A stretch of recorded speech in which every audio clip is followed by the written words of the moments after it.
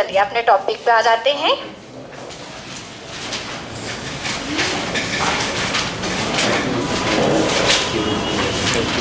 हम लोग पढ़ रहे थे आपका पोषण, और पोषण में हमने आपको पहला पॉइंट बताया था कार्बोहाइड्रेट के बारे में।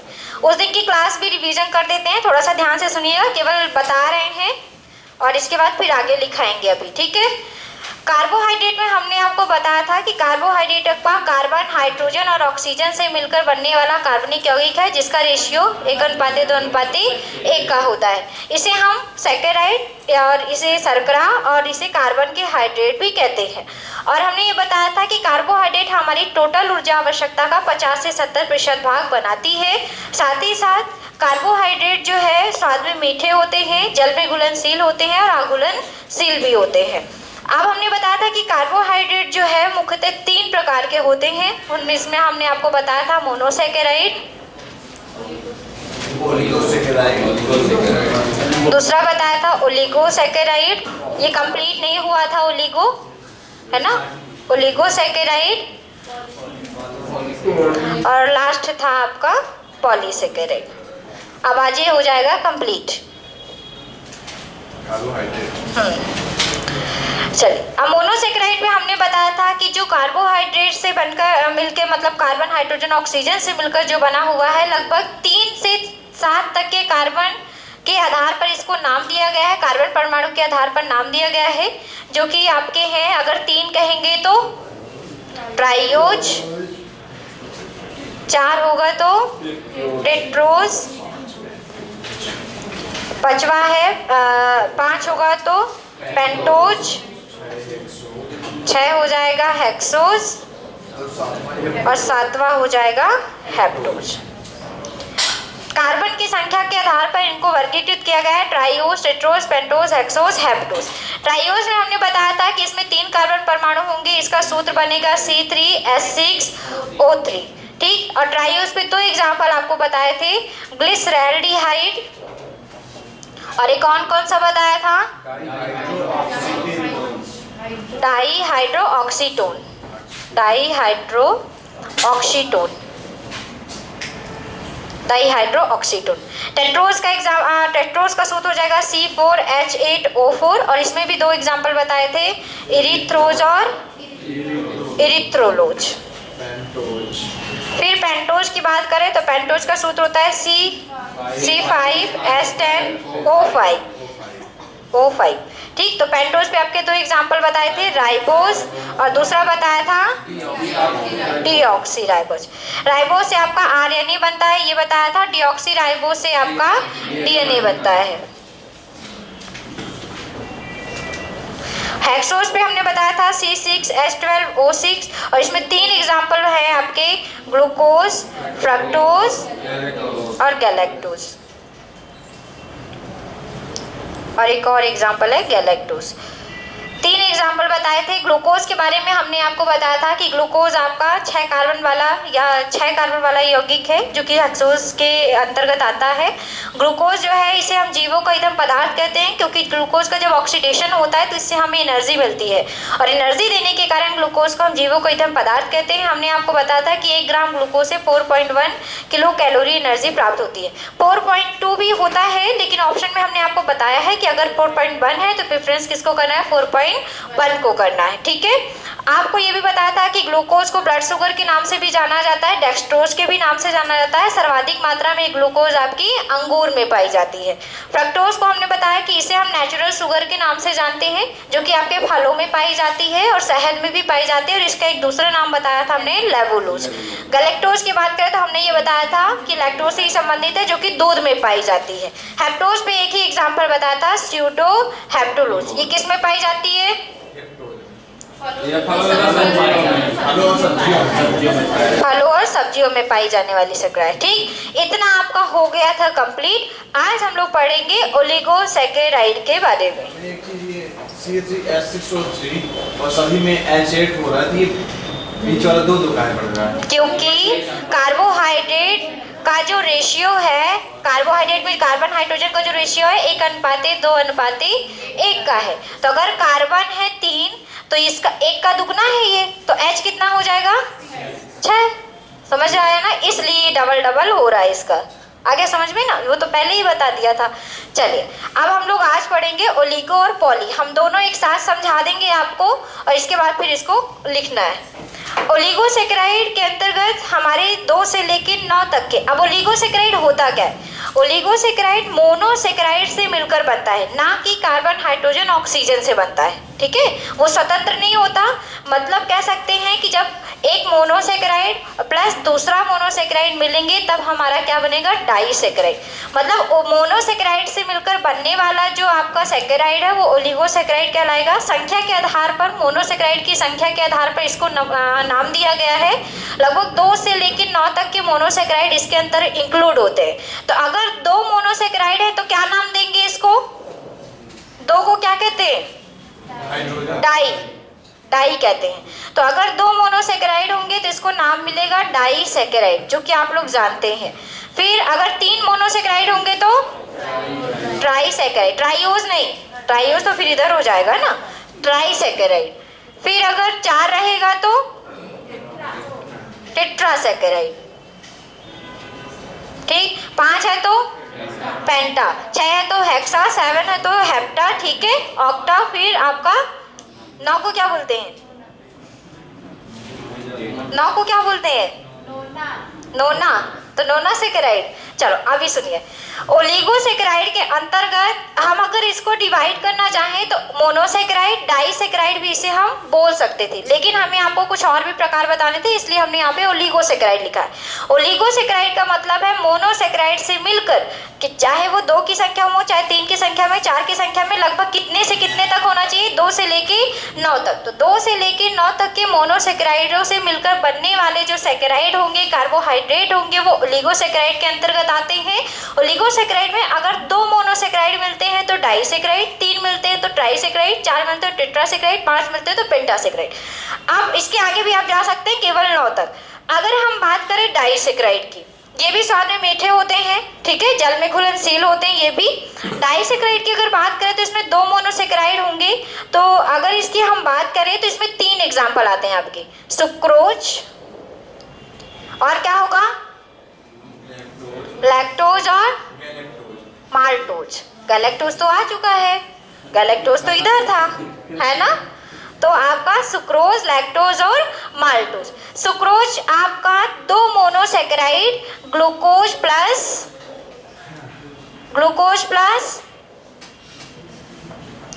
प्लस फ्रक्टोज से मिलकर बनती है। कितने मोनोसेकेराइड से? 2 मोनोसेकेराइड। कौन कौन सी मोनोसेकेराइड? Glucose plus fructose. अब ये क्वेश्चन पेपर में आता है, पूछ लिया जाता है कि ग्लूकोज और फ्रक्टोज से मिलकर बनने वाली शर्करा क्या है? तो याद रखेंगे ग्लूकोज प्लस फ्रक्टोज से कौन सी शर्करा बनती है? सुक्रोज। सुक्रोज किस में पाया जाता है? गन्ना, चुकंदर, शकरकंद, सकला जिसको बोलते हैं, इन सभी में आपका ये सुक्रोज प्रेजेंट होता है। और सुक्रोज का सूत्र कौन बताएंगे? C6H12O6, हाँ, C12H22O11, ठीक है, याद रखेंगे। मतलब कह सकते हैं ये डाइसेकेराइड का ही पूरा सूत्र है, इसके अंतर्गत आने वाले सभी का सूत्र क्या होगा? C12H22O11। तो याद रखेंगे कि सुक्रोज क्या है? सुक्रोज एक डाइसेकेराइड है जो कि कितने मोनोसेकेराइड से मिलकर बनी है? 2। कौन कौन सी? Glucose plus fructose. और इसका सूत्र क्या होता है? C12H22O11। गन्ना, चुकंदर, शकरकंद, इनमें आपका क्या पाया जाता है? सुक्रोज। लैक्टोज की बात करें तो ये सबको पता है कि किस में पाई जाती है? दूध में। और ये किससे मिलकर बनी होती है? किस मोनोसेकेराइड से मिलकर बनी होती है? बताओ। Glucose plus lactose, galactose, sorry galactose, क्योंकि गैलेक्टोज क्या है? मोनोसेकेराइड है, ग्लूकोज भी क्या है? मोनोसेकेराइड। तो 2 मोनोसेकेराइड कौन कौन से? ग्लूकोज प्लस गैलेक्टोज के मिलने से क्या बनता है हमारा? लैक्टोज, जो कि किस में पाई जाएगी? दूध में। माल्टोज की बात करें तो माल्टोज आपके अंकुरित अनाजों में पाया जाता है, स्पेशली आपका जो कह सकते हैं चना वगैरह अंकुरित करते हैं, गेहूं वगैरह अंकुरित करते हैं, उसमें भी आपका ये पाया जाता है अंकुरित अनाजों में। अगर हम इसकी बात करें, स्पेशली सबसे अधिक पाया जाता है ये जौ में। किसमें पाया जाता है ये? सबसे अधिक जौ में। माल्टोज आपके 2 बातें नहीं कीजिए, माल्टोज 2 आपके मोनोसेकेराइड से मिलके बना है, ग्लूकोज प्लस ग्लूकोज। ठीक है, याद रखेंगे दो कौन कौन से, ग्लूकोज प्लस ग्लूकोज। तो माल्टोज को याद रखेंगे, ग्लूकोज प्लस दो ग्लूकोज के अणुओं से मिलकर कौन बनता है, माल्टोज, जो कि सर्वाधिक मात्रा में किसमें पाई जाती है, जौ में और अंकुरित अनाजों में। तो ये हो गए डाइसेकेराइड के एग्जाम्पल। दो मोनोसेकेराइड के मिलने से बनने वाला जो सेकेराइड होगा वो डाइसेकेराइड होगा, जिसमें से तीन एग्जाम्पल है, सुक्रोज, लैक्टोज, माल्टोज। सुक्रोज दो मोनोसेकेराइड ग्लूकोज प्लस फ्रक्टोज से मिलने से बनता है, जिसका सूत्र होता है C12H22O11। ये गन्ने, चुकंदर, शकरकंद आदि में पाया जाता है। लैक्टोज की बात करें तो लैक्टोज भी दो मोनोसेकेराइड से मिलकर बनता है, ग्लूकोज प्लस गैलेक्टोज, जो कि किसमें पाई जाती है, दूध में। और माल्टोज की बात करें तो ये भी दो मोनोसेकेराइड से मिलकर बनती है, ग्लूकोज प्लस ग्लूकोज, जो कि सर्वाधिक मात्रा में किसमें पाई जाती है, जौ में। इतना क्लियर हो गया सबको? चलिए अब आते हैं ट्राइसेकेराइड। तीन मोनोसेकेराइड से मिलकर बनने वाले, ये याद रखिएगा, ओलिगोसेकेराइड किससे मिलके बनते हैं, मोनोसेकेराइड से। ठीक है, यहाँ पेपर में ये क्वेश्चन पूछा जाता है कि बताइए लैक्टोज जो है वो कितने मोनोसेकेराइड से और कौन कौन से मोनोसेकेराइड से। तो याद रखेंगे दो मोनोसेकेराइड कौन कौन से, ग्लूकोज प्लस गैलेक्टोज। ऐसे इसको भी याद करना है कि माल्टोज कौन कौन से मोनोसेकेराइड से बनता है, ग्लूकोज प्लस ग्लूकोज से। और सुक्रोज कितने मोनोसेकेराइड से, दो से, ग्लूकोज प्लस फ्रक्टोज से। इसलिए इसके अंदर की चीजें आपको याद करनी है। ट्राई की बात करें तो तीन मोनोसेकेराइड होंगे और इसमें एक एग्जाम्पल है जिसका नाम है, बताओ, जिसका नाम है रैफिनोज। और ये जो रैफिनोज है ये आपके बिनौला के बीज में पाया जाता है। बिनौला क्या है, किसी को नहीं पता? कपास का बीज, कपास जानते हैं, काला काला जो रहता है, हाँ काला काला जो रहता है, कपास का बीज।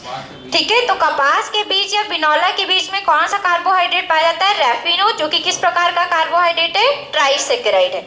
ये जो रैफिनोज होता है तीन मोनोसेकेराइड से मिलकर बनता है, ग्लूकोज, फ्रक्टोज और आपका एक और है गैलेक्टोज। ये तीनों से मिलकर बनता है, आपको याद रखना है। और किसमें पाया जाता है रैफिनोज, आपके बिनौला के बीज में।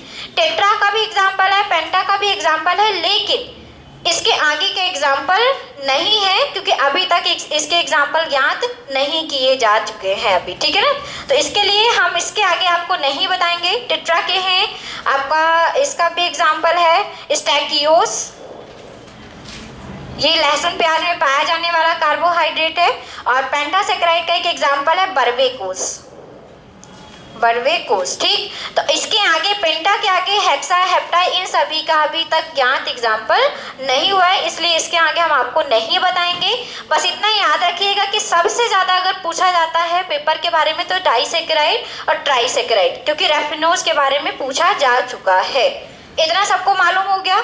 आपको इसके एग्जाम्पल याद रखने हैं, स्टैकियोस लहसुन प्याज में पाया जाता है, पेंटासेकेराइड आपका बर्वेकोस है जो कि आपकी एक अलग प्रकार का पौधा होता है उसमें पाया जाता है। अब हम पॉली की बात करते हैं। इतने में किसी को doubt? No doubt, no study, no doubt वाला तो नहीं है ना? वही है। चलो अभी जब लिखाएंगे तब समझ में आएगा, या फिर जब टेस्ट लेंगे तब तो ज़्यादा समझ में आएगा। चलो अभी हम पॉली पे आते हैं कि पहले इतना लिखा दे, इतना लिखा दे तो इसको हम अच्छे से लिखते, तब तो आप वो जो चार्ट बनाए थे उसमें लिखोगे ना। अगर ऐसे में लिखा रहने दे तो आप भी अपने कॉपी में इतना ही गंदा बनाओगे, है ना। तो इसको थोड़ा सही कर देते हैं। नहीं आएगा एग्जाम्पल, पता है कैसे लिखना है? डाई लिखा है ना, तो डाई के बगल में तीन एग्जाम्पल छोटे छोटे, सुक्रोज, पाली भी तो बोला कि किससे किससे बना है ये भी तो लिखना पड़ेगा ना। हाँ, ये भी लिखना पड़ेगा ना। नहीं वो मत लिखो ना, वो तो हम अलग से लिखा देंगे। याद तो हो ही जाएगा, याद तो करना ही है, लिखना है तो लिख लो।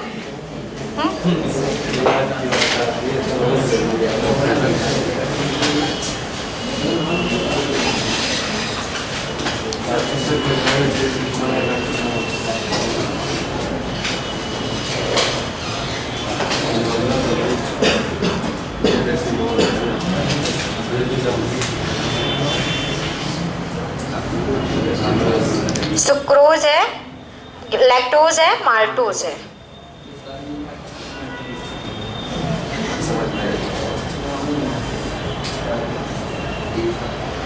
बातें नहीं, चार्ट पे इसको बनाइए फिर इसको हम लिखवाते हैं पूरा।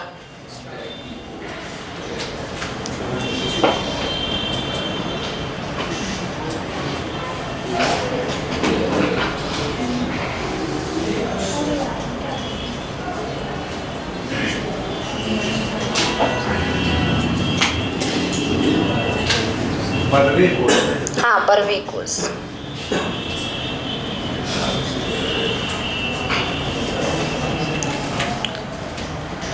सुक्रोज को डिटेल कराएंगे तब आप लिख लीजिएगा उसमें कि किस में पाया जाता है, ठीक है।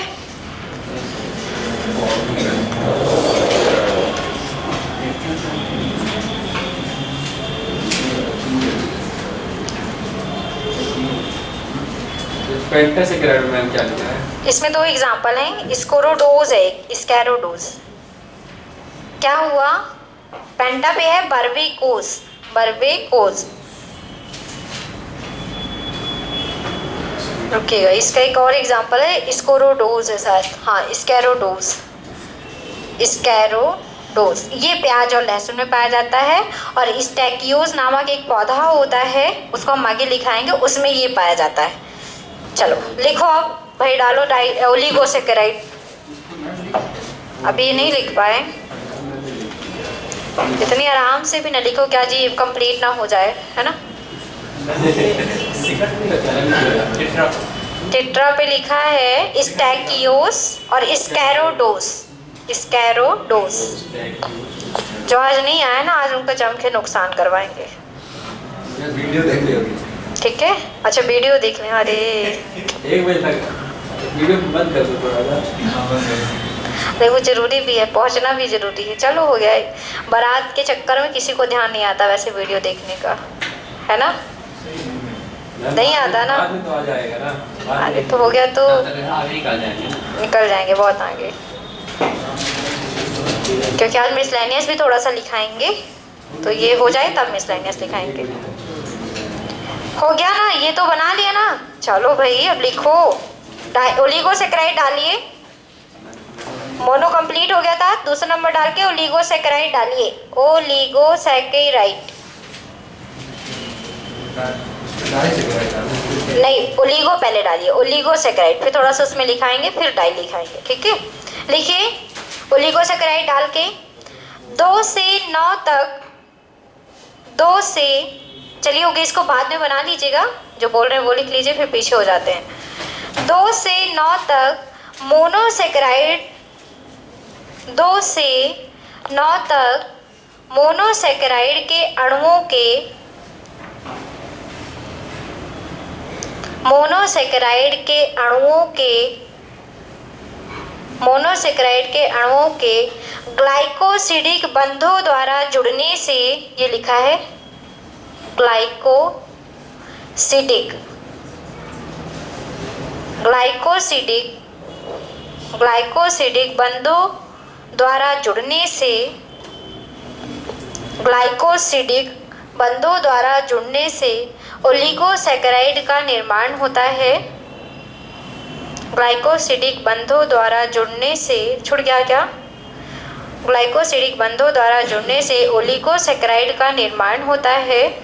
2 से 9 तक मोनोसेकेराइड के अणुओं के ग्लाइकोसिडिक बंधों द्वारा जुड़ने से ओलिगोसेकेराइड का निर्माण होता है, जो निम्न प्रकार के हैं, जो निम्न प्रकार के हैं, जो निम्न प्रकार के हैं, जो निम्न प्रकार के हैं। पहला नंबर डाल के लिखेंगे डाइसेकेराइड, पहला नंबर डाल के लिखिए डाइसेकेराइड। लिखिए डाइसेकेराइड पे, यह 2 मोनोसेकेराइड के अणुओं के मिलने से बनता है। यह 2 मोनोसेकेराइड, यह 2 मोनोसेकेराइड के अणुओं के, 2 मोनोसेकेराइड के अणुओं के मिलने से बनता है। यह 2 मोनोसेकेराइड के, 2 मोनोसेकेराइड के अणुओं के मिलने से बनता है। अब जिसमें एग्जाम्पल नंबर फर्स्ट लिखेंगे sucrose, example number first, disaccharide का एग्जाम्पल नंबर फर्स्ट लिखिए। पहला नंबर डाल के सुक्रोज, पहला नंबर डाल के लिखेंगे सुक्रोज। लिख लिया सुक्रोज। चलिए अब इसमें लिखे, सुक्रोज पे लिखे, यह 2 मोनोसेकेराइड, यह सुक्रोज पे लिखे, यह 2 मोनोसेकेराइड, यह 2 मोनोसेकेराइड ग्लूकोज तथा फ्रक्टोज के मिलने से बनता है। यह 2 मोनोसेकेराइड पहला नंबर एग्जाम्पल है सुक्रोज। इस पे लिखेंगे यह दो मोनोसेक्राइड ग्लूकोज तथा फ्रक्टोज के मिलने से बनता है। ग्लूकोज तथा फ्रक्टोज के मिलने से बनता है। इसका सामान्य सूत्र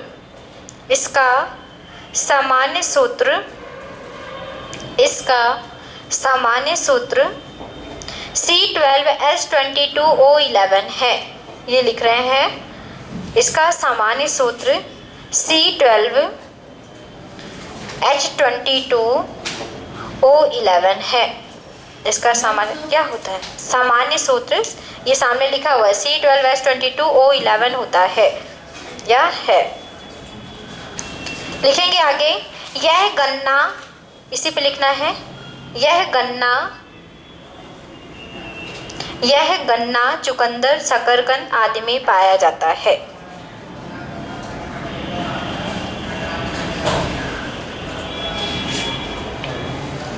अब चलिए दूसरा एग्जाम्पल लिखिए, लैक्टोज। छूट तो नहीं रहा है गर्ल्स? अच्छा, कौन धीमे धीमे लिखता है? चलो ये बताओ, कौन कौन धीमे धीमे लिखते हैं? आप इतना धीमे भी नहीं कि हम बोलते रहे और छोड़ जाए, क्योंकि जो बोलने की स्पीड है वो बहुत धीमी हो चुकी है ऑलरेडी, है ना।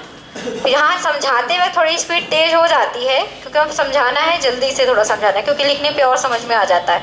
कोई ऐसा जिसका छूट जाता हो बार बार जो मैं बोलती हूँ, इसलिए सुनिए बताते हैं। लिखते टाइम क्या किया, अगर छूट रहा है तो पहले एक बार आप सुन लो, क्योंकि मैं दोबारा रिपीट तो करती ही हूँ उस चीज़ को, 2-3 बार रिपीट हो जाता है, तो एक बार सुन लोगे तो उसको अपने कॉपी पे आप लिख सकते हो, है ना। सुनते ही हो आप लोग, लिखते रहते हो, इसलिए बार बार छूट जाता है। मैं देख रही हूँ ना, कहीं के पेन रुक जाते हैं। चलिए लिखिए आप लैक्टोज डाल के, लैक्टोज। दूसरा एग्जाम्पल है लैक्टोज। लिखिए इस पे, इसे दुग्ध शर्करा के नाम से जाना जाता है। दुग्ध शर्करा, इसे दुग्ध शर्करा के नाम से जाना जाता है। दुग्ध शर्करा के नाम से जाना जाता है क्योंकि यह दूध में पाई जाती है। दूध में पाई जाती है।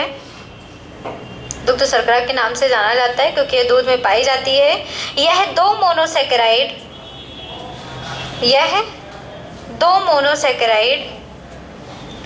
ग्लूकोज तथा गैलेक्टोज के मिलने से बनता है। ग्लूकोज तथा गैलेक्टोज, दो मोनोसेकेराइड ग्लूकोज तथा गैलेक्टोज। गैलेक्टोज भी किस में पाई जाती है? दूध में पाई जाती है, ठीक है। गैलेक्टोज के मिलने से बनता है। ग्लूकोज तथा गैलेक्टोज के मिलने से बनता है। चले अब तीसरा एग्जाम्पल लिखिए, माल्टोज। अब तीसरा एग्जाम्पल लिखिए, माल्टोज। माल्टोज लिखिए, इसे माल्ट शर्करा भी कहते हैं। माल्ट, इसे जैसे माल्टोज लिखा ना, तो इसमें आपका माल्ट लिख लीजिए। इसे माल्ट शर्करा भी कहते हैं। इसे माल्ट शर्करा भी कहते हैं क्योंकि इसे माल्ट शर्करा भी कहते हैं क्योंकि यह अंकुरित बीजों एवं जौ में पाई जाती है। यह अंकुरित बीजों तथा जौ में पाई जाती है। अंकुरित बीजों तथा जौ में पाई जाती है। यह दो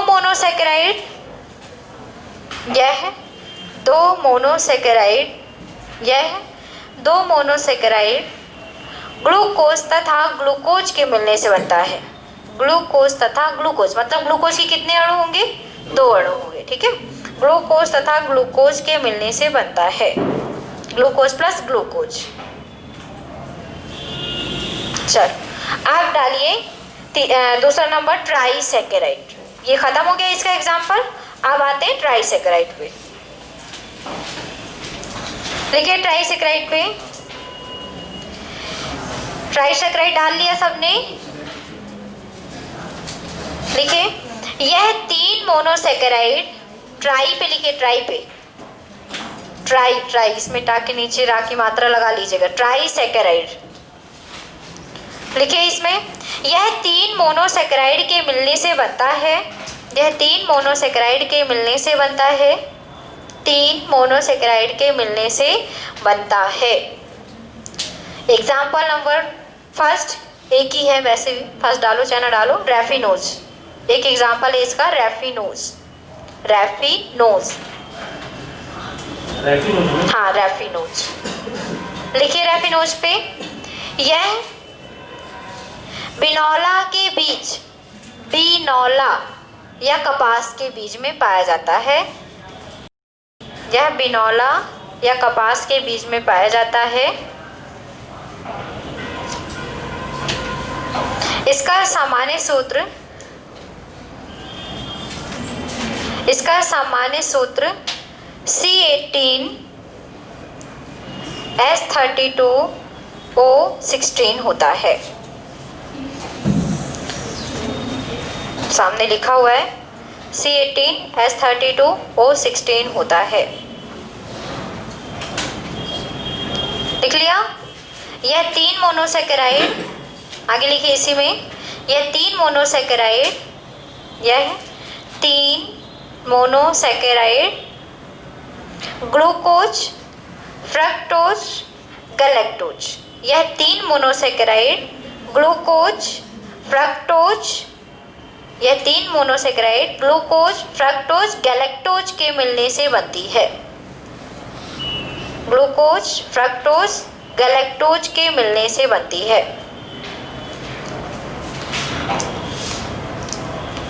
हो गया? चलिए अब तीसरा नंबर डालिए, टेट्रासेकेराइड। टेट्रासेकेराइड, टेट्रासेकेराइड, टेट्रासेकेराइड। लिखिए, यह 4 मोनोसेकेराइड के मिलने से बनता है। यह 4 मोनोसेकेराइड के मिलने से बनता है।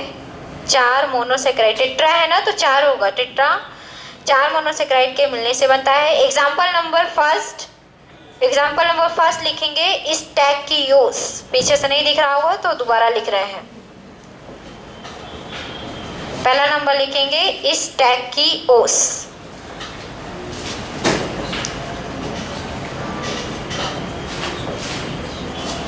पहला नंबर लिखेंगे स्टैकियोस। स्टैकियोस पे लिखिए, यह स्टैकिस ट्यूबिफोरा नामक पौधे में पाया जाता है। यह है, ये लिखा हुआ है स्टैकिस ट्यूबिफोरा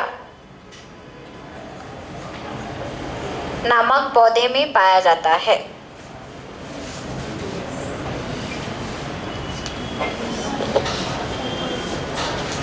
स्टैकियोस किसमें पाया जाता है? स्टैकिस ट्यूबिफोरा। अभी तक ये पेपर में आया तो नहीं है, लेकिन जानने के लिए आप लोग थोड़ा सा इसको लिख लीजिए। दूसरा लिखिए स्कैरोडोस। इसी का एग्जाम्पल दूसरा है, टेट्रा का एग्जाम्पल दूसरा नंबर स्कैरोडोस। स्कैरोडोस लिखिए, यह प्याज और लहसुन में पाया जाता है।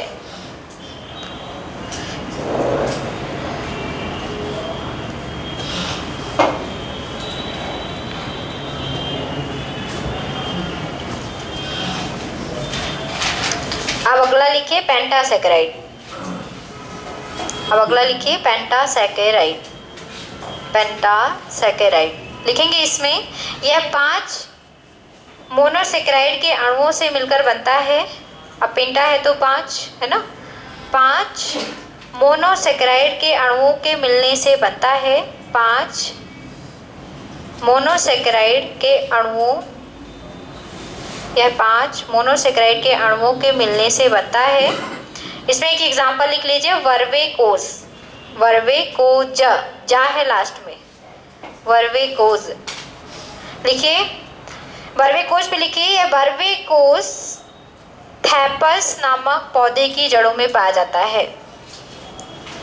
वर्वेकोज थैपस नामक पौधे की जड़ों में पाया जाता है। वर्वेकोस है यहाँ पे, ठीक है, वहां पे कोज है और यहाँ पे कोस है। वर्वेकोस थैपस की जड़ों में पाया जाता है।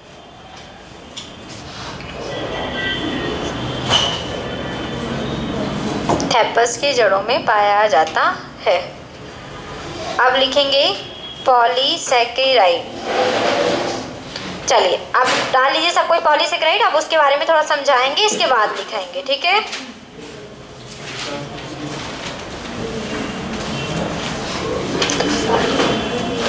अब डाल लीजिए सब कोई पॉलीसेकेराइड। ये होता है कंप्लीट आपका ओलिगोसेकेराइड। अब हम लोग लिखेंगे पॉलीसेकेराइड। अब समझिए थोड़ा सा, इसके बाद लिखिएगा। पॉलीसेकेराइड आपके मोनोसेकेराइड से ही मिलकर बनता है, लेकिन 9 से अधिक, कितने से अधिक? 9 से अधिक मोनोसेकेराइड जितने भी मिलके बनेंगे वो सभी किसके अंतर्गत आएंगे? पॉली में। 9 से अधिक, ये याद रखिएगा। 2 से 9 तक तो यहाँ था, 2 से 9 तक मोनोसेकेराइड से मिलने से बनता था ओलिगोसेकेराइड, लेकिन पॉली किससे? 9 से अधिक मोनोसेकेराइड के मिलने से बनने वाला आपका सेकेराइड होता है। 9 से अधिक मोनोसेकेराइड से जो भी बनेगा वो हमारा पॉलीसेकेराइड के अंतर्गत रखा जाएगा। पॉलीसेकेराइड होता है 2 प्रकार का, एक है होमोपॉली सेकेराइड और दूसरा है आपका हेट्रोपॉलीसेकेराइड। हेट्रोपॉलीसेकेराइड, होमोपॉलीसेकेराइड और हेट्रोपॉलीसेकेराइड। होमो का अर्थ होता है एक समान या समान, ठीक है। होमो का अर्थ होता है समान या एक समान। तो इसकी परिभाषा भी इसी से निकली है। एक समान मोनोसेकेराइड से मिलने वाले जो हमारे पॉलीसेकेराइड बनते हैं वो कैसे कहलाएंगे? होमोपॉली। एक समान मोनोसेकेराइड मतलब अगर ग्लूकोज का एक अणु है तो अदर जो 9 अणु होंगे वो किसके होंगे?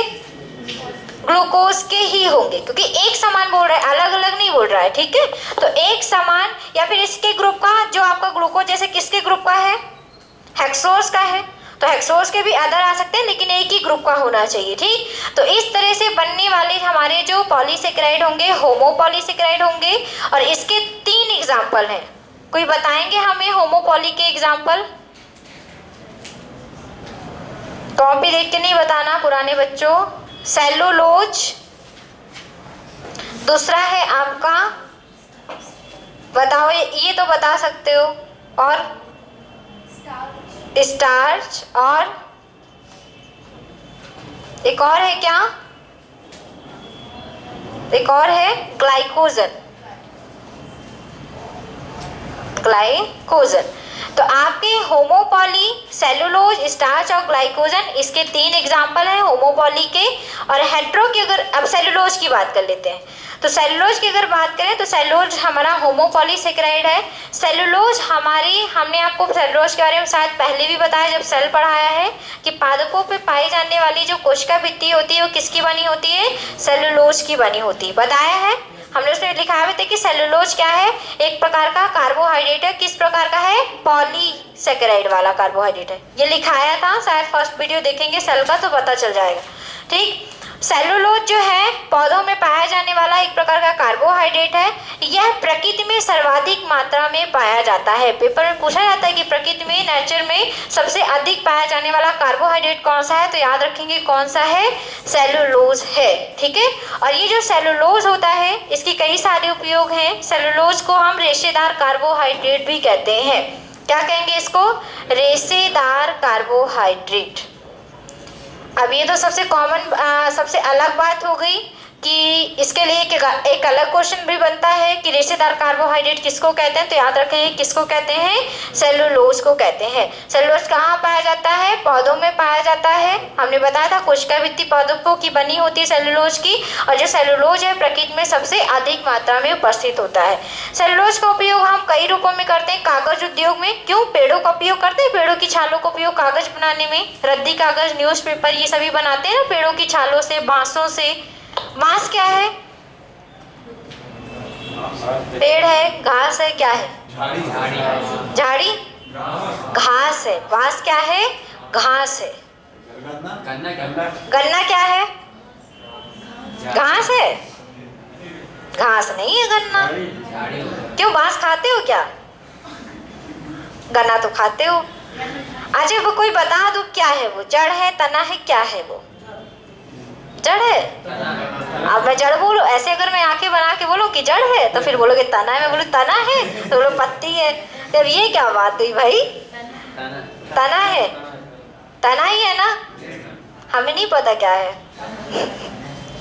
चलो छोड़ो। तो आपको इतना याद रखना है कि जो आपका कागज है, कागज उद्योग में भी हम सेलुलोज का उपयोग करते हैं।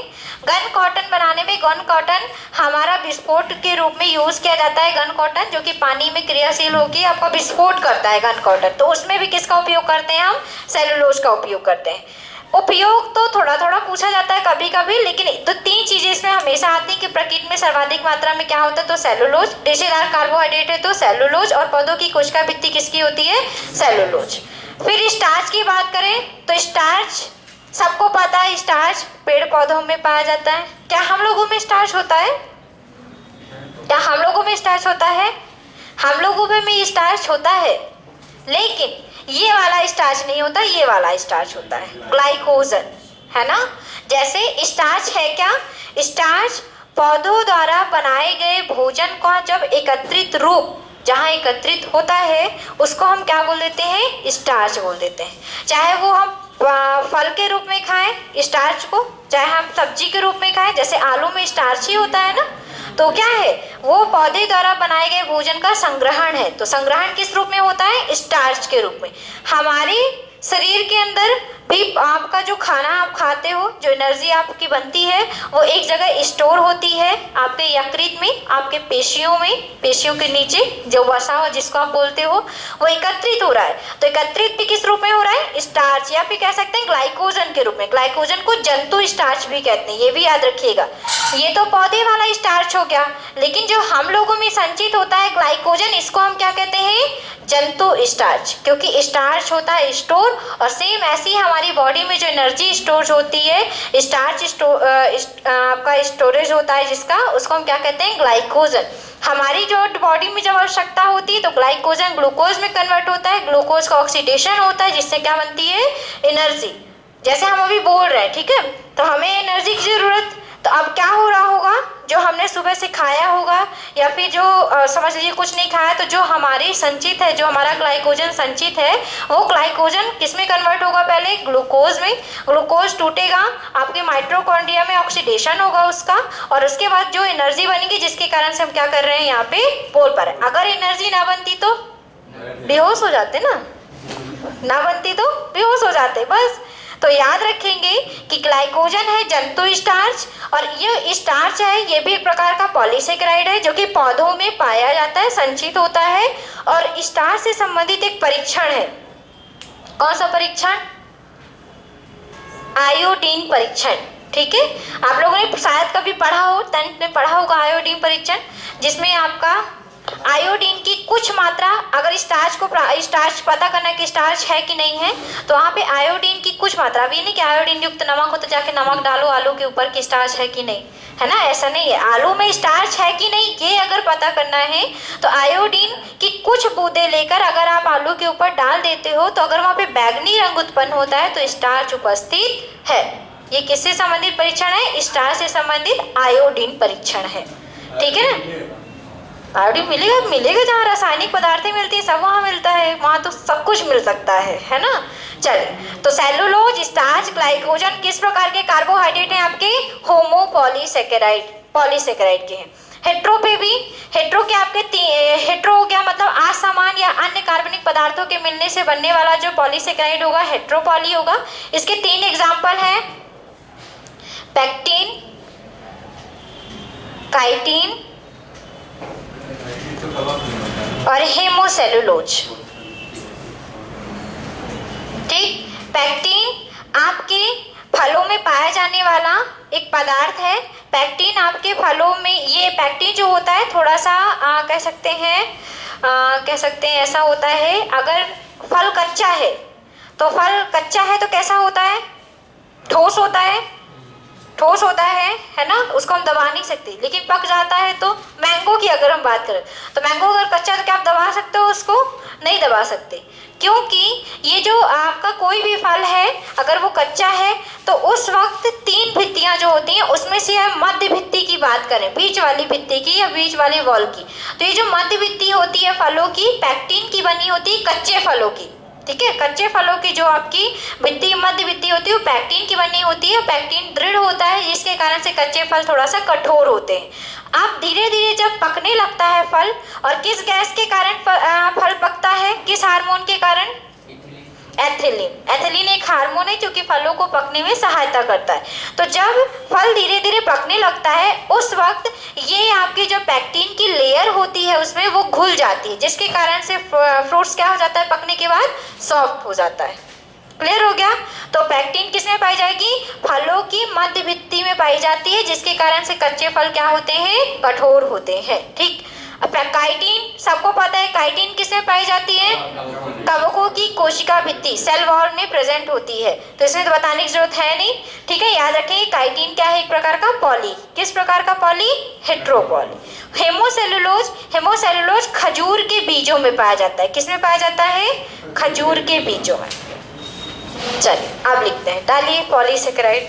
हीमोफीलिया, हीमोग्लोबिन में अंतर क्या है? हीमोफीलिया, हीमोग्लोबिन रक्त में पाया जाने वाला एक आपका पदार्थ है जिसके कारण से हमारा रक्त लाल रंग का होता है। हीमोग्लोबिन में दो प्रोटीन होती है, एक हीम होती है, एक ग्लोबिन प्रोटीन होती है। आपका जो हीम आयरन यौगिक है, आयरन यौगिक है, जिसके कारण से आयरन का रंग होता है लाल, जिसके कारण से हमारे ब्लड का रंग होता है लाल। हीमोफीलिया एक आनुवांशिक रोग है जिसमें आपका रक्त का थक्का नहीं बनता, और ये रक्त का थक्का आपके प्रोथ्रोम्बोप्लास्टिन नामक प्रोटीन की कमी से नहीं बनता। उसमें क्या है, हीमोग्लोबिन है, उसमें भी उसकी वाहक भी स्त्रियां ही होती है। हीमोग्लोबिन रोग नहीं है। नहीं, जब नहीं होता, क्लॉटिंग नहीं होती है हाँ। लड़की, तब उसकी वाहक स्त्रियां ही। हाँ बिल्कुल। इसकी वाहक भी स्त्री होती है। हीमोग्लोबिन की, अरे हीमोग्लोबिन को कौन स्त्री वाहक कर सकती है? वो तो सबके शरीर में वाहक होती है, समझ नहीं रहे हो। जब होता है कि जब क्लॉटिंग ना हो उसे स्त्रियां ही देती हैं। सुनो बताते हैं, हीमोग्लोबिन और हीमोफीलिया में दोनों में डिफरेंस क्या है, ध्यान से सुनना मेरी बात, ठीक है। हीमोग्लोबिन कोई भी रोग नहीं है, लेकिन हीमोफीलिया एक आनुवांशिक रोग है। हीमोग्लोबिन हमारे ब्लड में पाया जाता है जिसके कारण से हमारा रक्त का रंग लाल होता है, लेकिन हीमोफीलिया जो होता है हमारे रक्त में ही होने वाला एक रोग है, जो कि आपकी रक्त में एक प्रोटीन पाई जाती है जिसको कहते हैं प्रोथ्रोम्बोप्लास्टिन, उसकी कमी कारण से ये रोग हो जाता है। हीमोग्लोबिन कोई भी रोग नहीं है, वो हमारे रक्त में प्रेजेंट होता है जिसके कारण से हमारा ब्लड लाल नीला, लाल पीला हरा गुलाबी ना होके कैसा होता है, केवल लाल ही होता है। ठीक है। हाँ, तो WBC धीरे धीरे नष्ट होने लगती है ना, वही चीज़ है। और प्रोथ्रोम्बोप्लास्टिन की कमी होती है, सबसे बड़ा रीजन। फैलाया होता है, अब फैलाए जाने और होने में बहुत बड़ा डिफरेंस है, समझो इस बात को। नहीं देखिए बताते हैं, अगर उनको है, ठीक है, अब उनके द्वारा अगर किसी को फैलेगा तो कैसे फैलेगा? उनका ब्लड चढ़ेगा, उनका ब्लड चढ़ेगा किसी को, चाहे वो स्त्री को चढ़ जाए पुरुषों में, तो अगर उनका ब्लड किसी को चढ़ गया तो उसको हीमोफीलिया नामक रोग हो जाएगा, ये तो पक्का है। उनके पीढ़ी में भी हो सकता है, क्योंकि ये तो एक आनुवांशिक रोग है। अब चाहे पहली पीढ़ी में हो, चाहे सेकेंड पीढ़ी में हो, चाहे थर्ड पीढ़ी में हो, बिल्कुल आ रहा है ना समझ में। होने और फैलाने में बहुत बड़ा डिफरेंस है। हमको है, उसके माध्यम से उनका रक्त कभी किसी को ब्लड उसका नहीं चढ़ाया जाएगा, क्योंकि उनके ऑलरेडी एक रोग है ना। अगर उनका ब्लड किसी को चढ़ा दिया गया तो उसको भी पॉसिबिलिटी हो सकती है कि उसको भी वो रोग हो सकता है। विटामिन के की मात्रा नहीं होती है, इसी कारण से विटामिन के हो गया, प्रोथ्रोम्बोप्लास्टिन हो गया, ये सभी प्रोटीन की कमी के कारण से। उनको ऐसी चीज़ें मतलब खाने के लिए बताया भी गया होगा जिससे उनको विटामिन के, प्रोथ्रोम्बोप्लास्टिन ये प्रोटीन बने। हाँ कैसा कैसा कैसा लिखा था ये तो बताओ, कैसा लिखा था? हीमोग्लोबिन के कैसा हो सकता है? क्लॉटिंग जब नहीं होती है तो उसे स्त्रियां फैलाती है, ऐसा लिखा था। हम सोचे ये तो हम हीमोफीलिया में पढ़े हैं। हाँ वो हीमोफीलिया शायद वो बताने का, आप बुक लेके आना, मैं उसको समझा दूंगा। आपको वो चीज़ समझ में नहीं आ रही कि वो बोल क्या। अच्छा चलो ठीक है, चलो लिखो पॉलीसेकेराइड लिखो। नहीं क्या होता है, देखिए हमारे किताब पढ़ने में और आपकी किताब पढ़ने में बहुत बड़ा डिफरेंस हो जाएगा, क्योंकि वो चीज़ें हमें ऑलरेडी पता है, तो उस चीज़ को हम लिंक कर देंगे हर जगह से, तो हमें वो क्लियर हो जाएगा। अगर नहीं वहाँ पे लिखा होगा, क्या पता कुछ शब्द मिसप्रिंट हो गए हो वहाँ पे, तो उसको समझाने में थोड़ा आपको समझने में प्रॉब्लम हो रही है उस चीज़ में। ठीक है, लिखिए पॉलीसेकेराइड, लिखिए इसमें यह एक जटिल कार्बोहाइड्रेट है। पॉलीसेकेराइड पे लिखना है होमो पॉली पे नहीं, केवल पॉली पे लिखना है। लिखिए, यह एक जटिल कार्बोहाइड्रेट है। क्यों पीछे शुभम, क्या बोलेंगे जटिल को इंग्लिश में? सॉलिड।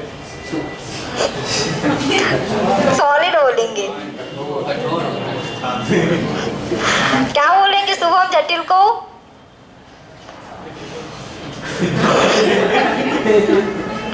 बोलो भाई, क्या बोलेंगे जटिल को? कॉम्प्लेक्स सुना है? कॉम्प्लेक्स होगा वो। अरे वो वाला कॉम्प्लेन वाला कॉम्प्लेक्स नहीं भाई, कॉम्प्लेक्स बोलते हैं। चलो लिखो, यह एक जटिल कार्बोहाइड्रेट है जो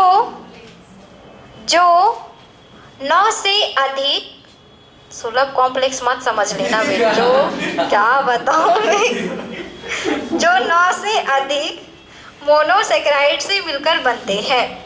जो 9 से अधिक मोनोसेकेराइड के मिलने से बनते हैं। 9 से अधिक मोनोसेकेराइड के मिलने से बनते हैं। यह जल में अघुलनशील होते हैं।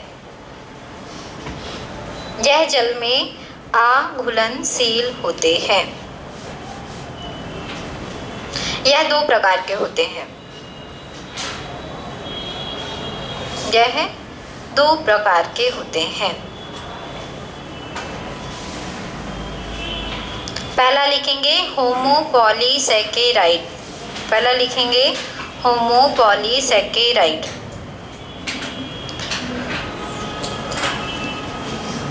होमोपॉलीसैकेराइड लिखिए। होमोपॉली पे एक समान मोनोसेकेराइड के अणुओं से, एक समान परिभाषा लिखिए, एक समान मोनोसेकेराइड के अणुओं से एक समान मोनोसेकेराइड के अणुओं से मिलकर बनता है या बनते हैं। एक समान मोनोसेकेराइड के अणुओं के मिलने से बनते हैं। पहला नंबर एग्जाम्पल लिखेंगे सेलुलोज। पहला नंबर एग्जाम्पल लिखिए सेलुलोज।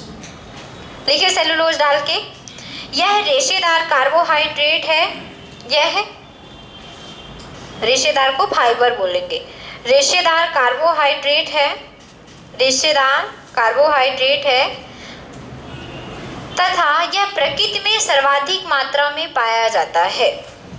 तथा यह प्रकृति में सर्वाधिक मात्रा में पाया जाता है। प्रकृति में सर्वाधिक मात्रा में पाया जाता है।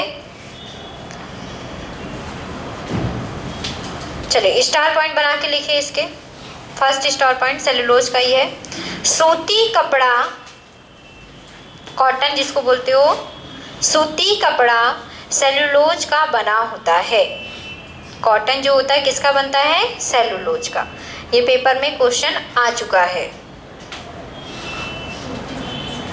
सूती कपड़ा सेलुलोज का बना होता है। दूसरा स्टार पॉइंट लिखिए। सेलुलोज का उपयोग गन कॉटन बनाने में, गन जो बंदूक वाली गन लिखते हो ना वही वाला गन कॉटन बनाने में तथा कागज उद्योग में किया जाता है। गन कॉटन बनाने में तथा कागज उद्योग में किया जाता है। मध्य प्रदेश में कागज उद्योग कहाँ स्थित है? कहाँ? भेड़ाघाट में, नेपानगर में है ना? कहाँ है? अखबारी कागज हेतु ना, वही नेपानगर में। चलो लिखो।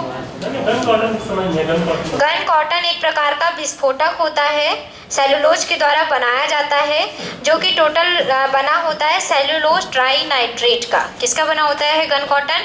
Cellulose trinitrate. और इससे पानी में अगर गन कॉटन को डाल दिया जाए पानी में तो वहाँ पे विस्फोट हो जाएगा। बंदूक बस को डाल देता हूँ। बंदूक की हमने बात नहीं की। गन कॉटन एक पदार्थ होता है, अगर आप उसे पानी में डालोगे तो वो क्या होगा, पानी से क्रिया करके क्या करेगा, विस्फोट कर देगा। जैसे आप कहते हो सोडियम, तो सोडियम की तरह ही सेम उसी तरह काम करता है। आ गया समझ में ना? जैसे अगर सोडियम को अगर खुली रूप में रख दिया जाए, क्योंकि मिट्टी के तेल में डाल के रखते हैं, तो अगर उसे बाहर निकाल दिया जाए तो क्या हो जाएगा, विस्फोट करेगा। हाँ हाँ वही है। चलिए लिखिए दूसरा एग्जाम्पल, स्टार्च। दूसरा एग्जाम्पल स्टार्च। ये खत्म हो गया था सेल। अभी एक रेशेदार आपको बता दूं, तो लिखा तो दी रेशेदार कार्बोहाइड्रेट है। लिखिए स्टार्च, लिखिए स्टार्च पे। यह सभी पौधों में, यह सभी पौधों में, यह सभी पौधों में भोज्य पदार्थ के रूप में संचित होता है। यह सभी पौधों में भोज्य पदार्थ के रूप में संचित होता है, स्टोर होता है। आगे लिखिए, यह सर्वाधिक चावल के दानों में पाया जाता है। यह सर्वाधिक मात्रा में चावल के दानों में पाया जाता है। सर्वाधिक मात्रा में चावल के दानों में पाया जाता है। इसलिए शायद कहते हैं कि चावल खाने से मोटे हो जाते हैं। ऐसा है कुछ? क्या होता है ऐसा? ऐसा कुछ भी नहीं होता है ना। आपका अगर पेट डाइजेस्ट नहीं कर पा रहा है तब आप मोटे होंगे। अगर आपकी डाइजेशन अच्छी है तो आप मोटे बिल्कुल भी नहीं होंगे, ये भी समझ लीजिए। और आपका अगर वर्क अच्छा है तो आप मोटे नहीं होंगे, है ना। वर्क अच्छा मतलब अगर आप फिजिकली वर्क करते हो और आप मेंटली वर्क करते हो, तो मेंटली में भी उतनी ज़्यादा ऊर्जा की आवश्यकता होती है, क्योंकि हमारा माइंड ऑलरेडी पूरा 24 घंटे काम करता है। अगर फिजिकली वर्क करते हो तो फिजिकली में तो और ज़्यादा लगती है ऊर्जा, है ना। जो मजदूर लोग होते हैं उनको वर्क करने के लिए उनको कैलोरी की मात्रा हम लोगों से अधिक चाहिए होती है, क्योंकि उनका फिजिकली वर्क करता है। 24 कैलोरी। हाँ 2100, वैसे कहा जाता है कि महिलाओं में 2100 कैलोरी की आवश्यकता होती है, पुरुषों में 2400, क्योंकि वो हम लोगों से ज़्यादा वर्क करते हैं। ऐसा है क्या कुछ कि महिलाओं में 2400 होती है? महिलाओं में कम मात्रा की आवश्यकता होती है, लेकिन एक्चुअल में घर का काम तो वही करती है।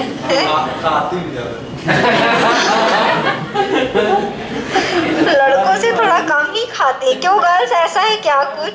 हो सकता है। चाट चाउमीन की हम बात नहीं कर रहे हैं कि चाट चाउमीन की हम बात कर रहे हैं, हम बात कर रहे हैं खाने की। खाना तो कम ही खाती है। देखो किसी गार्डन में जाके चलो लिखो, क्या बताएं, बताओ। हाँ भैया देखते हैं, लगता है उधरी कि कितना कौन खा रहा है। देखो चलो लिखो ग्लाइकोजन।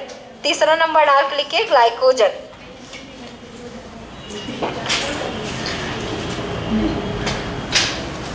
गर्ल्स खाती कम गिराती ज़्यादा है, लगता है ना। ऐसा कुछ होता है, लेकिन वही चीज़ अगर खरीद के खाती तो बिल्कुल प्लेट देखो बिल्कुल सफ़ा चट, बचेगा कुछ भी नहीं। चलो लिखो ग्लाइकोजन। इसमें इसे, मैं भी गर्ल ही हूँ, मैं इंसल्ट नहीं कर रही हूँ, किसी के इंसल्ट पे मत ले रहा, ठीक है ना, हंसी है ये। देखो इसे जंतु स्टार्च के नाम से जाना जाता है। इसे जंतु स्टार्च के नाम से जाना जाता है। जंतु स्टार्च के नाम से जाना जाता है। यह यकृत, यकृत को बोलते हैं लीवर। यह यकृत तथा पेशियों में संचित रहता है। इसे जंतु स्टार्च के नाम से जाना जाता है। यह यकृत तथा पेशियों, मसल्स में संचित रहता है।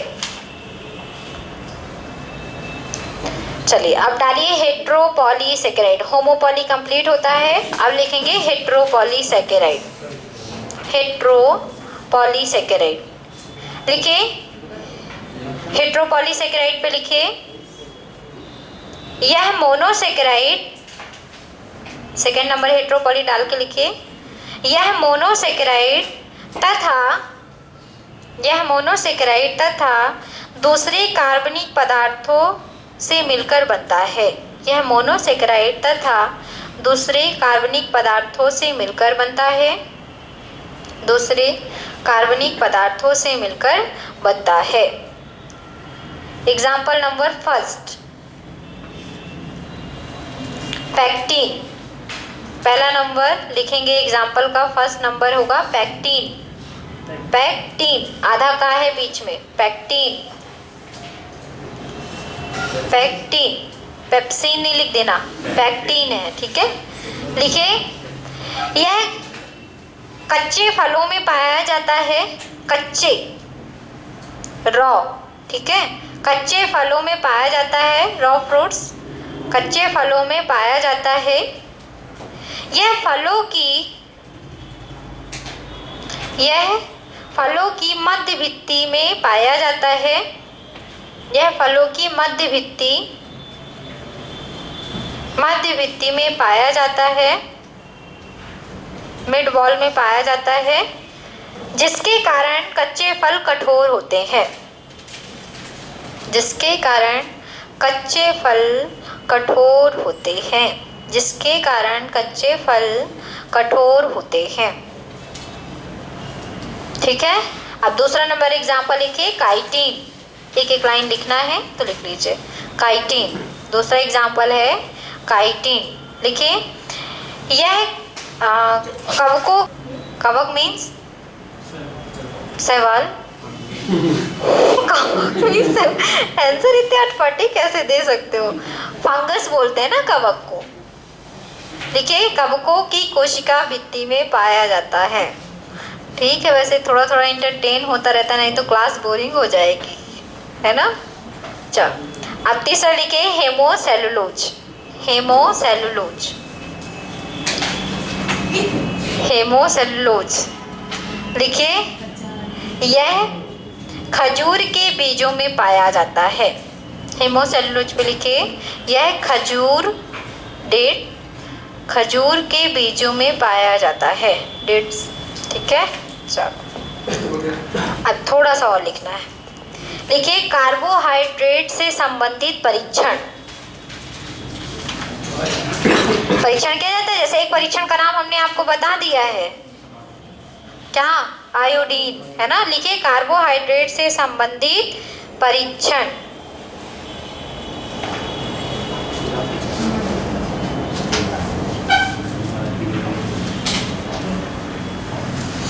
ठीक है, परीक्षण को क्या बोलेंगे? शुभम, शुभम सो गए क्या?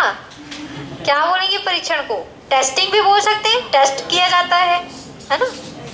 चलिए, पहला परीक्षण लिखिए, आयोडीन परीक्षण। कुछ लिखना नहीं है इसमें, बस लिखना है ऐसा, आयोडीन परीक्षण, फेलिंग परीक्षण, बेंडिक परीक्षण। 3 परीक्षण संबंधित है, पेपर में आ चुका है इसलिए बता रहे हैं।